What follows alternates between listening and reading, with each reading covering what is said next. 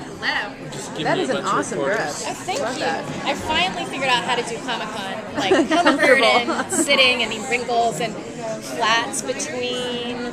I'm wearing Derek Lam and I'm wearing Manolo's shoes, and I don't remember who made my beautiful rings except for one of them I stole from a makeup artist. Literally off her finger this morning. Yeah. So what can you tell us about the journey to Neverland?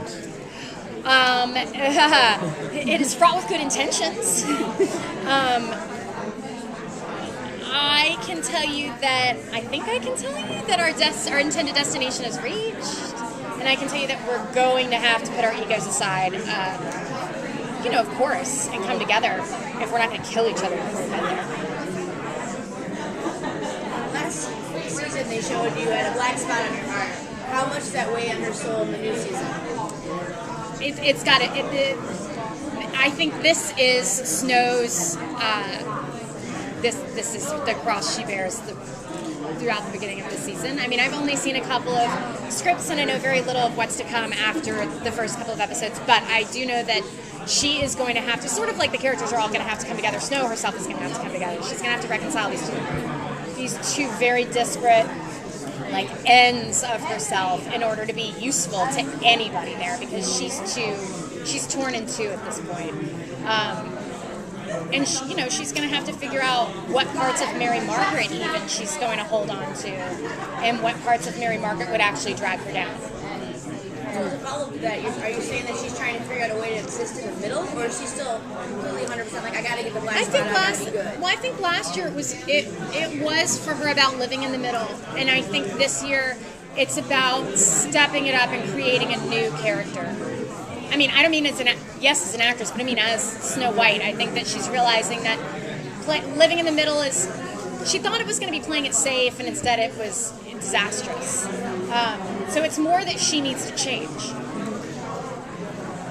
Can she trust the group that's with her going to Neverland, or will there be conflicts? And I think that trust is one of her biggest downfalls. It's one of her biggest flaws. She gives everyone the benefit of the doubt all the time. I find it incredibly annoying.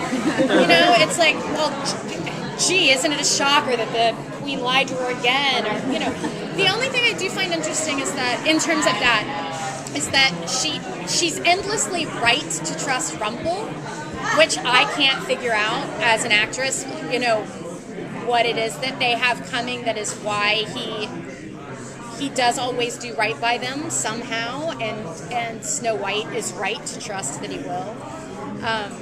But yeah, she gives everybody 400,000 chances. She's a bit of a doormat in that way. What would you see as Snow's happy ending? Oh, for sure, living with Prince Charming and Emma and Henry and 7 dwarves, or 8, in the castle in the Enchanted Woods. Do you have a lot of action scenes this season? I do. I am covered with bruises, which you can't see through the makeup. But I'm already beaten to shreds. Beaten to shreds? Is that a term? It is now. Do you have sword fights and things that you have to practice for ahead of time? Or can you say it? I think I'm better with a bow and arrow. do you have a general idea of where your character is going to head this season? I literally, it's not me. I'd love to be a mysterious kind of person, but I'm not. I have no clue. None. Still in the cheating force, knows her way around. That was the best part, was watching her take her daughter through there. Stop doing this stupid stuff. Oh yeah, she understands the rules of that world. But she doesn't understand the rules of Neverland, so how's that going to work out for her? That's going to be part of the issue, is we're going to have to figure out who can help us here. Because the rules of every realm are completely different. And we know that. So we would never be so foolish as to try to use our tactics, our enchanted Snow White, Prince Charming world tactics in another realm. Adam and Eddie said that their Neverland is going to be really a lot darker than anything we've probably encountered before. Yes. Snow White is such a light person.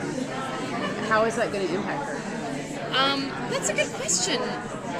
I don't know. I mean, I'm assuming that it will inspire her to keep addressing the gray parts of herself. And hopefully, because she can be a little bit of a yes man, hopefully she won't sort of get dragged into that darkness, but can really learn to hold her own again. Give her some more occasions to be kind of a badass. Yeah. I hope so. Or some of those bruises from interaction between Snow and the Queen. You know what? The bruises are quite genuinely, like, I didn't even realize they were happening, that they were, that I was hurting myself. They are literally from the rocking of the ship, and I am clumsy as clumsy can be, and I think I ran into and broke a lot of things on the pirate ship. So they're finally bringing in the Little Mermaid this season. Are you hoping you get to interact with that character? On Dryland, yes. I have no interest in going after our Siren episode in the first season. I have no interest in ever diving into that tank again. And also we shoot in Vancouver, BC, and it is always raining, so I'm wet enough. But I do hope to interact with her when she does appear on Dryland. And we know she gets her legs, so there you go. I mean in the story, I don't mean in our story. I'm not making any claims about what happens to Ariel in our story. I just mean in the story of the Little Mermaid. Thank you, everybody. Thank you guys.